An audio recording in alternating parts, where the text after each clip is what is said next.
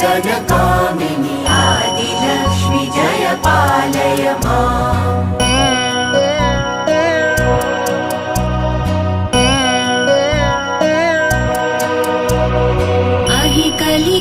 कलिकल्मषनाशिनि कामिनि वैदिकरूपिणि वेदमये क्षीरसमुद्भव मङ्गलरूपिणि मन्त्रनिवासिनि मन्त्रनुते मङ्गलदायिनि अम्बुजवासिनि देवगणाश्रितपादयुते